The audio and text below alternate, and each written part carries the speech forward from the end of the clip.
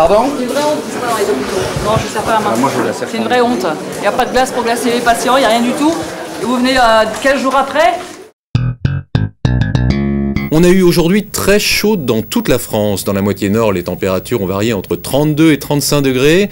Dans le sud, le mercure a atteint des pics à 39 degrés. Résultat, la chaleur persistante et l'absence de vent ont provoqué des pics de pollution à l'ozone dans plusieurs régions, notamment en Île-de-France, en Lorraine, en Provence et en Rhône-Alpes.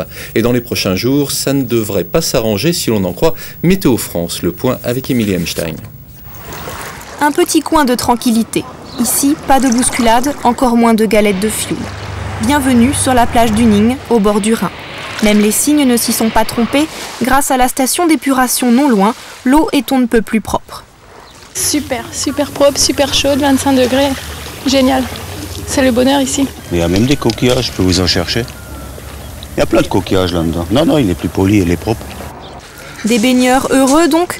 Un peu plus loin à Strasbourg, d'autres ont été moins chanceux. La piscine affiche complet. C'est dur quoi, parce qu'il fait chaud et on est là devant.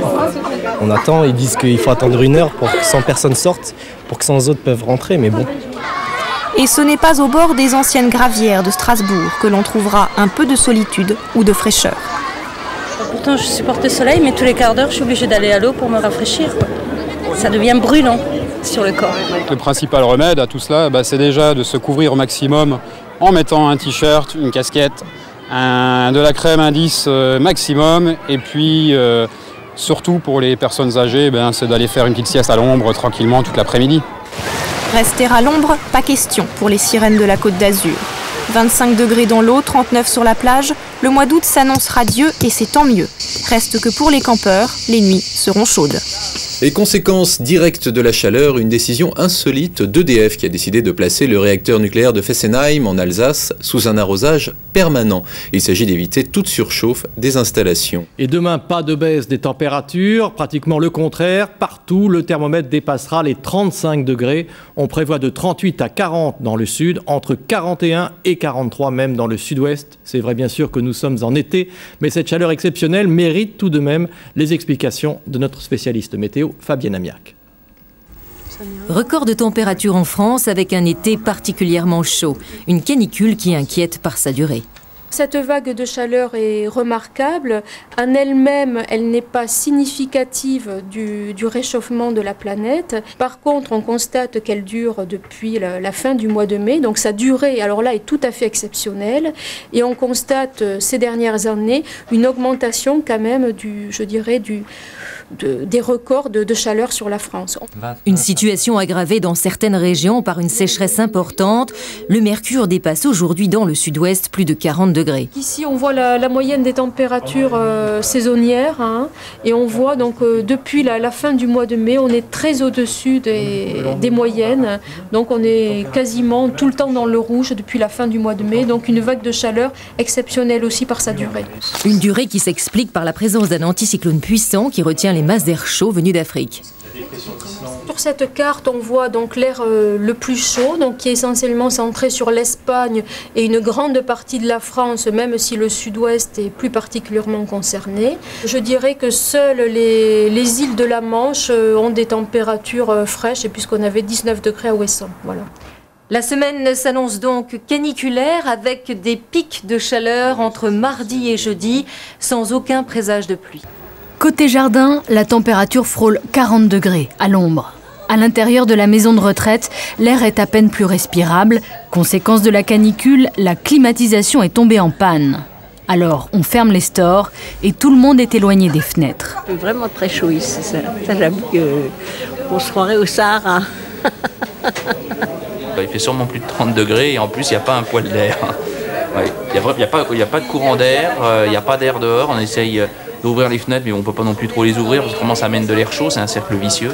En fait, la température affiche 32,5 degrés. Pour les personnes âgées, c'est une épreuve. Au-delà d'un certain âge, le corps régule moins bien les variations climatiques et en quelques heures, elles peuvent être déshydratées. La canicule est-elle en train de tourner au drame en France? Les médecins urgentistes viennent en tout cas de lancer un SOS. Ils parlent d'une véritable hécatombe chez les personnes âgées. Plusieurs centaines d'entre elles seraient décédées ces derniers jours à cause de la chaleur. En Ile-de-France, la fréquentation des services d'urgence a doublé. Le reportage à l'hôpital de Bobigny de Didier Brignan et Gabriel de Pommery. En file indienne, les ambulances des pompiers stationnent devant l'entrée des urgences. Il fait plus de 35 degrés et ces patients vont devoir attendre 3 heures avant d'être admis. Sur les brancards, des personnes âgées victimes de déshydratation. J'ai déjà fait une personne depuis 8 heures, une personne âgée qui a fait une hyperthermie qu'on a transportée à l'hôpital. Et le service des urgences est proche de l'asphyxie. Aux admissions, il n'y a plus de brancard disponible.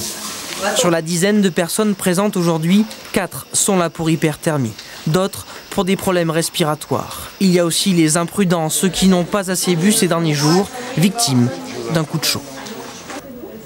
Non, grande fatigue, grande chaleur, et puis avec la pathologie, voilà, une petite visite à l'hôpital. Et c'est une chance lorsqu'un proche vient installer un ventilateur, parce qu'ici, il n'y a pas de climatisation. Premier geste de l'équipe médicale, donner à boire. Mais en une semaine de canicule, le nombre de décès dans ce service d'urgence a considérablement augmenté. Nous avons largement dépassé les 10 décès, rien que sur l'hôpital Avicenne. Il y a des décès liés vraiment à la canicule. Et pourtant, à la veille du week-end, le nombre de lits disponibles aux urgences a été doublé. Mais le personnel médical sait qu'avec l'été, 40% des chambres de l'hôpital sont fermées. Alors, si la canicule perdure, le service des urgences pourrait bien refuser des malades. Et de leur côté, les pompes funèbres générales ont recensé une hausse de 20% du nombre de morts la semaine dernière en France, 3000 au lieu de 2500.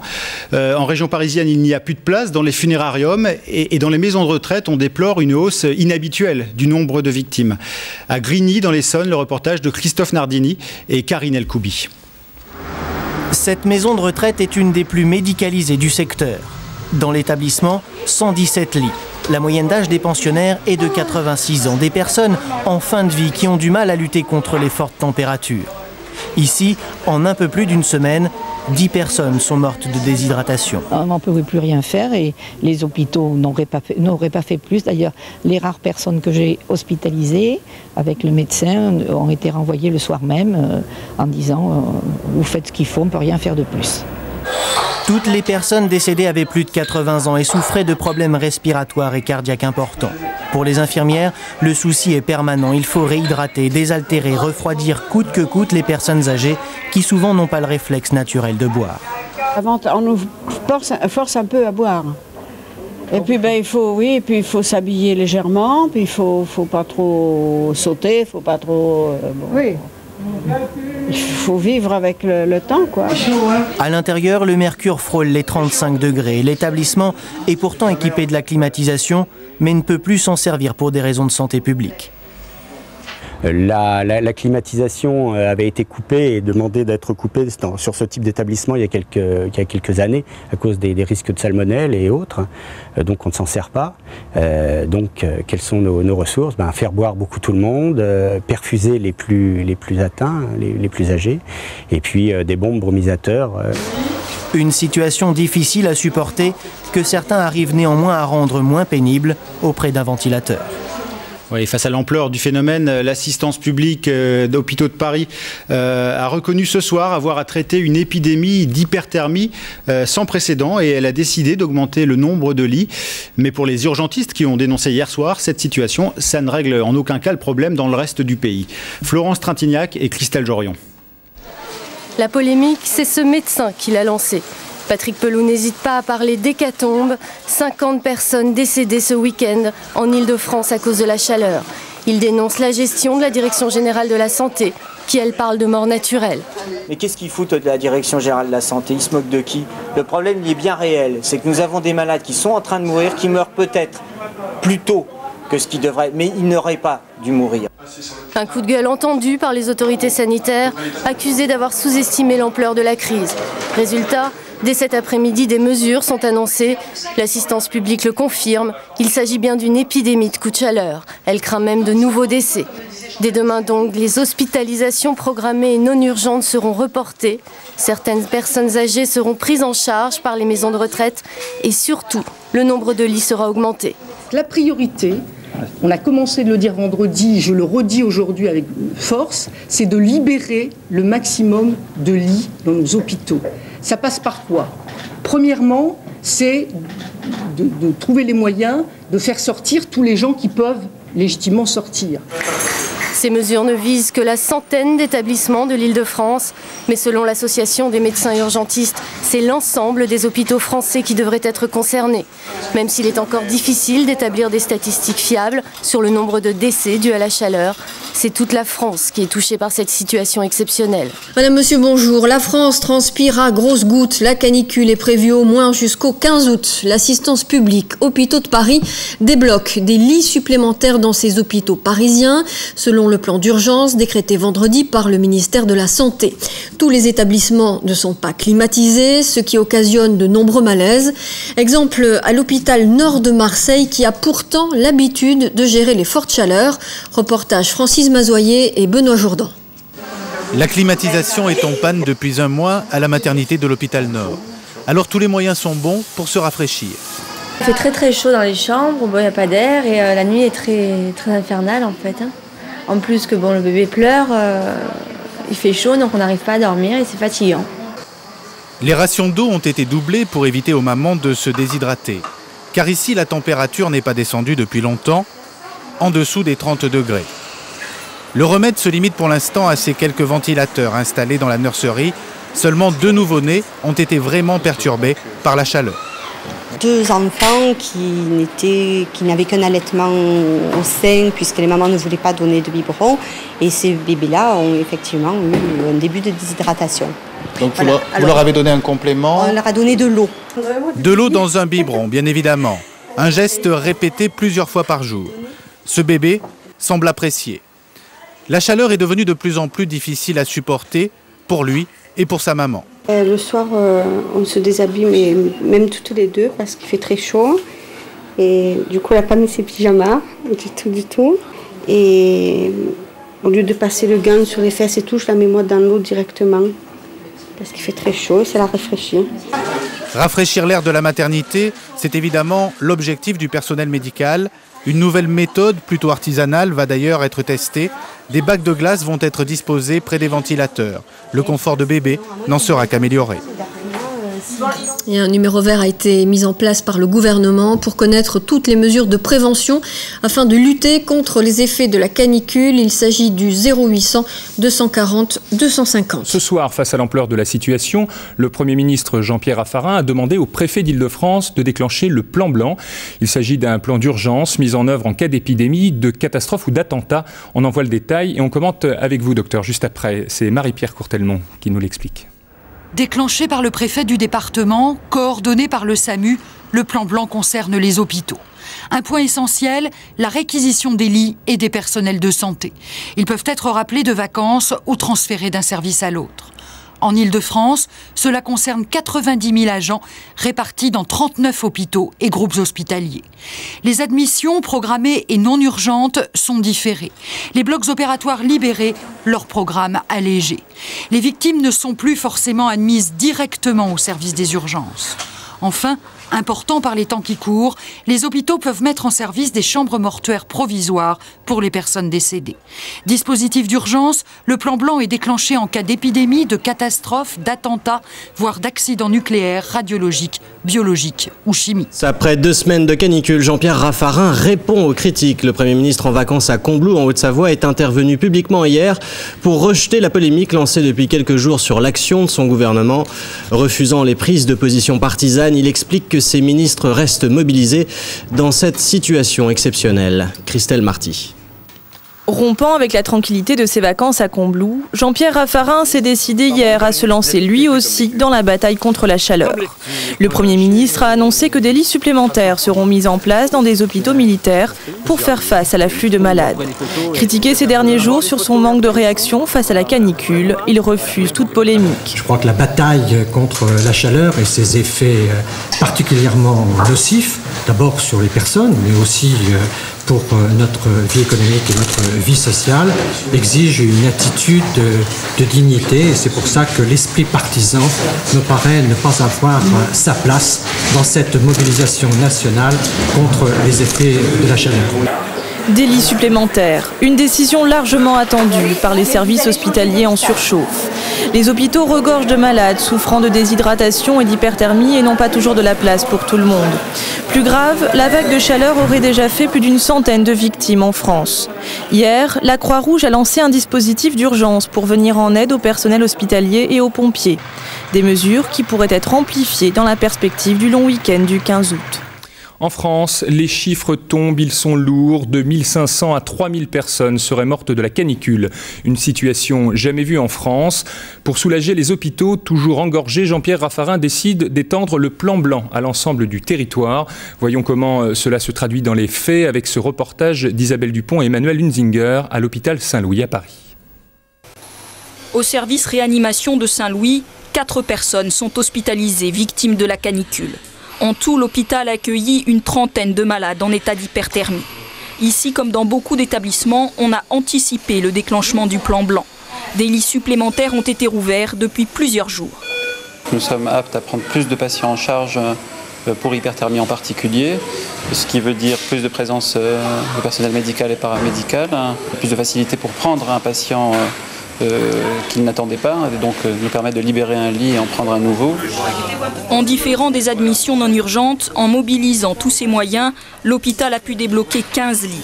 Des places qui ne restent pas vides très longtemps. Cet après-midi, c'est l'hôpital Saint-Antoine qui recherchait des lits pour victimes de canicule. D'accord, 10 lits ça coince un peu, mais complètement d'accord pour 7. Hier soir, nous leur avons encore accueilli 6 patients hospitalisés et aujourd'hui, on va donc en prendre 10. Et là, après, on sera probablement très en limite de nos possibilités d'accueil. L'hôpital n'a pas eu à rappeler le personnel parti en congé. Médecins et infirmières ont fait des heures sup. Les différents services de l'hôpital se sont entraidés. Ce week-end, le personnel théoriquement de repos sera d'astreinte.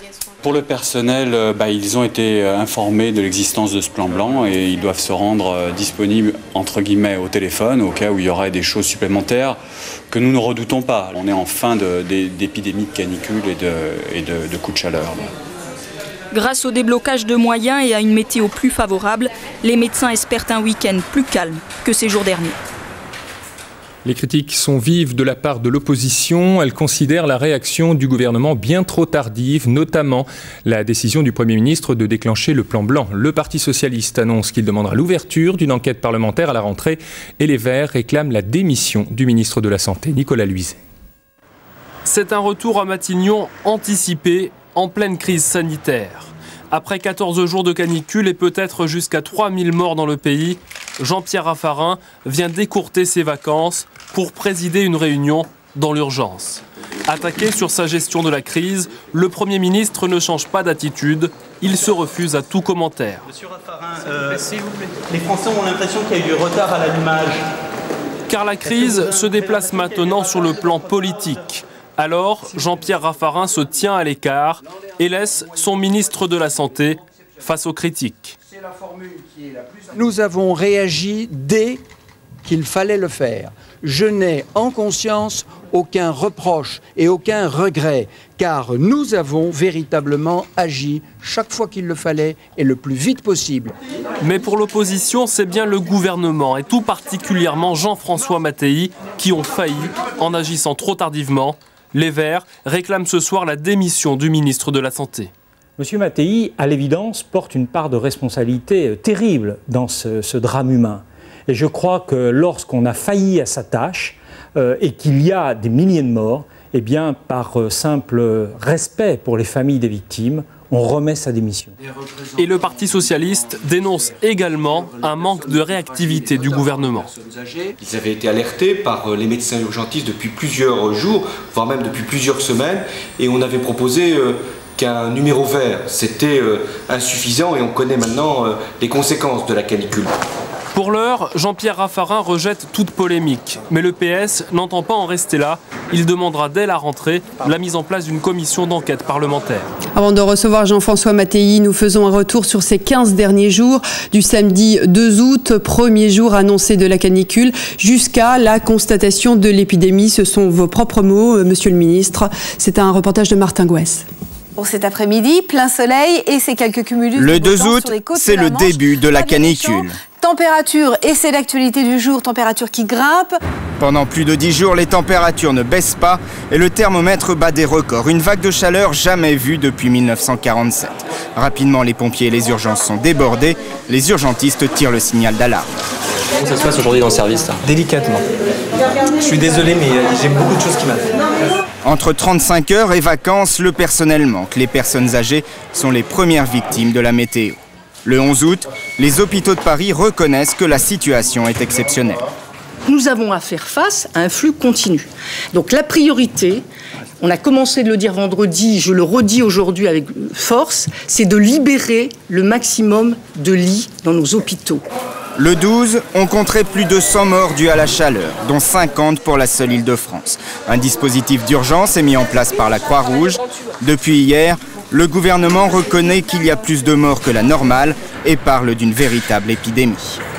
Madame, monsieur, bonjour. Le président Chirac est donc sorti de son silence. De retour de ses vacances au Canada, il a présidé ce matin le Conseil des ministres de rentrée, à l'issue duquel il s'est adressé aux Français dans une allocution télévisée que nous vous proposons. Dans son intervention, le chef de l'État demande que toutes les conséquences soient tirées de la crise provoquée par la canicule. On écoute le chef de l'État. Mesdames, Messieurs, je viens de présider le Conseil des ministres. Les membres du gouvernement concernés ont rendu compte des mesures prises sous l'autorité du Premier ministre face à la canicule exceptionnelle qui a frappé nos concitoyens et notre pays. Les drames humains qu'ont vécu les Français sont une épreuve que partage naturellement toute la nation. Et tout sera fait pour remédier aux insuffisances que nous avons constatées dans notre organisation sanitaire. La canicule a touché les Françaises et les Français dans leur santé et dans leur vie quotidienne. Elle a fait un nombre important de victimes. Et c'est à chacune de ces victimes que je pense d'abord, naturellement. J'exprime à leurs familles et à leurs proches ma profonde solidarité et celle de la nation. Je veux également rendre hommage à toutes celles et à tous ceux, professionnels et bénévoles, qui se sont mobilisés dans cette période si difficile, en particulier dans les services d'urgence, dans les hôpitaux, dans les maisons de retraite, dans les grandes associations et tout particulièrement à la Croix-Rouge. Ils se sont engagés avec une compétence, un dévouement, une humanité qui force l'admiration. Et à toutes et à tous, j'exprime la reconnaissance des Français et de la France. Aujourd'hui, le temps est au recueillement, à la solidarité et à l'action. J'ai demandé au gouvernement que les causes des drames que nous venons de vivre soient analysées en profondeur et dans la plus totale transparence. Toutes les conséquences devront en être tirées afin de prévenir le retour de telles situations. Pour éviter ces drames à l'avenir, notre système de prévention, de vigilance et d'alerte sera revu afin d'assurer une plus grande efficacité. On connaît désormais les chiffres officiels de la surmortalité durant les 15 premiers jours d'août. Ils témoignent de l'ampleur de la catastrophe. 11 435 personnes n'ont pas survécu à la canicule. Ce décompte n'est hélas que provisoire. L'augmentation du nombre de décès provoqués par la vague de chaleur est proche des estimations des pompes funèbres. Un désastre sanitaire et humain. Sophie Rudier. 11 435 décès supplémentaires pour les 15 premiers jours d'août.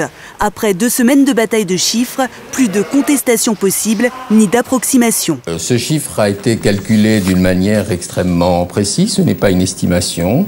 C'est aujourd'hui un chiffrage tout à fait précis des décès liés à la chaleur entre le 1er août et le 15 août. Pas de déclaration du ministre de la Santé, juste un communiqué pour annoncer l'ampleur de la catastrophe. Jean-François Mattei précise, ces données sont provisoires, mais le devoir de vérité me conduit à les rendre immédiatement publiques. Seule réaction officielle, celle du Premier ministre cet après-midi. Terrible épreuve pour le pays, pour aussi le gouvernement. Cette canicule nous rappelle nos devoirs d'attention, nos devoirs de solidarité. 11 435 morts de plus, le bilan est loin d'être définitif. Un scénario catastrophe prédit par les pompes funèbres générales depuis le 21 août. L'extrapolation à fin août devrait tout à fait confirmer les chiffres que nous avions avancés, à savoir de l'ordre de 13 000 à 14 000 décès sur la période du mois d'août. Et l'estimation est plus que plausible pour les urgentistes. Dépassés par l'hécatombe, ils avaient été les premiers à alerter les pouvoirs publics. Il ne faut pas s'arrêter à simplement cette évaluation chiffrée. Elle doit conduire à une véritable rénovation de notre tissu sanitaire et social. Elle doit conduire à cette enquête parlementaire pour comprendre pourquoi et comment on en est arrivé là. Pourquoi ? Comment ? Les directeurs de maisons de retraite s'interrogent aussi. La moitié des victimes de la canicule étaient des pensionnaires de leurs établissements. 11 400 morts, c'est un drame national, c'est 4 fois le World Trade Center. Cela montre que 15 à 20 ans d'indifférence, 15 à 20 ans d'absence de politique en faveur des personnes âgées, handicapées, fragilisées, tuent et tuent massivement. Dans 3 semaines, on connaîtra l'ampleur exacte de ce drame. La bataille politique, elle, n'attendra pas. Elle a déjà commencé. Je vous propose à présent de revenir sur ces dernières semaines cruciales où les estimations et les annonces ont été floues, contradictoires et incertaines, le gouvernement se situant souvent en dessous de la réalité. La gestion politique de ce drame sanitaire a démontré pour certains une faiblesse. Alexandre Cara. En ce dimanche 10 août, la canicule fait déjà des morts, mais pas encore la une des journaux. C'est Patrick Pelloux, le patron des urgentistes, qui le premier dénonce une situation qui se dégrade rapidement. Les chiffres, j'en suis sûr, parce que c'est des gens qui sont sur le terrain. C'est pas des gens qui sont sur un bureau avenue de Ségur avec une salle climatisée et qui se rendent pas compte de ce qui se passe. Dans les jours qui suivent, le gouvernement prend conscience de la catastrophe. Pour tenter de désamorcer la crise, Jean-François Mattei se rend sur le terrain et déclenche le plan blanc. Pardon ? C'est une vraie honte, tout ça dans les hôpitaux. Non, je ne sers pas la main. C'est une vraie honte. Il n'y a pas de glace pour glacer les patients, il n'y a rien du tout. Et vous venez 15 jours après ? Jeudi 14, Jean-Pierre Raffarin interrompt ses vacances pour une réunion d'urgence, mais pour l'instant, il ne parle pas. Les Français ont l'impression qu'il y a eu du retard à l'allumage. C'est Jean-François Mattei et Hubert Falco qui sont chargés d'affronter la presse. Officiellement, le gouvernement maîtrise la situation, mais pour l'instant, aucun chiffre n'est donné. Le surlendemain, pour la première fois, le ministre de la Santé donne une fourchette officielle. Les chiffres qui m'ont été communiqués par mes services, aujourd'hui, s'en tiennent à la fourchette d'estimation entre 1600 et 3000. En l'espace d'une nuit, la situation a déjà nettement évolué. On a évoqué hier le chiffre de 5000. Oui. C'est une hypothèse, c'est plausible, mais ça n'est qu'une hypothèse. Ce jour-là, mis en cause par Jean-François Mattei, Lucien Benahim, directeur général de la Santé, démissionne. 2 jours plus tard, nouveau rebondissement. Les pompes funèbres générales donnent une estimation de plus de 13 000 morts supplémentaires sur le mois d'août. 2 experts sont nommés par Matignon et par le ministère de la Santé pour faire un vrai bilan. Le 21, le Conseil des ministres de la rentrée se transforme en réunion de crise. Jacques Chirac sort de son silence et demande que toute la lumière soit faite. Et pourtant, si l'on en croit l'état civil, le gouvernement connaîtrait alors déjà les chiffres. L'État, actuellement, effectivement, communique peut-être insuffisamment sur le chiffre que nous leur avons fait remonter, que nous, mairie, nous avons fait remonter. Ils le connaissent. Ils le connaissent très certainement. Ouais. Première estimation officielle, aujourd'hui, un chiffre qui s'arrête au 15 août. Mais ce bilan n'est que provisoire. Et en effet, le bilan global de la surmortalité durant la canicule devrait être nettement plus important. C'est ce qu'annonce le directeur de l'Institut national de veille sanitaire. Le nombre de victimes continuera d'augmenter car les personnes âgées dans un état de grande fragilité ont du mal à surmonter les suites des fortes chaleurs. Dans les hôpitaux, on s'attend à de nouveaux décès. Reportage à l'hôpital Saint-Michel à Paris, Maryse Borgetto et Marie-Pierre Cassignard. Un décompte prévisible. Pour le personnel soignant de cet hôpital, les chiffres annoncés ce matin par le ministère de la Santé ne sont pas étonnants. Tous ont encore en mémoire les difficultés de prise en charge des patients pendant la canicule. C'est un chiffre auquel on s'attendait. Dans la première quinzaine du mois d'août, effectivement, on a constaté une surmortalité dans le service, due notamment à des hyperthermies. Au plus fort de la vague de chaleur, une cinquantaine de patients a été hospitalisés dans ce service. 4 sont décédés. Mais les effets de la canicule vont encore se faire ressentir. Beaucoup de personnes âgées sont ressorties extrêmement diminuées par ces fortes chaleurs et certaines ne s'en remettront pas.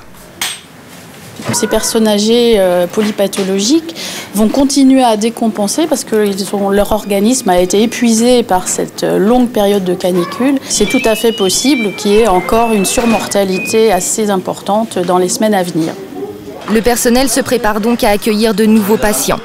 Dans ce service, une dizaine de malades a déjà été admise alors que les températures étaient revenues à la normale. 2 semaines après ces fortes chaleurs, des personnes âgées continuent d'en mourir. Il faudra donc certainement encore attendre octobre ou novembre pour avoir un bilan complet de la surmortalité liée à la canicule.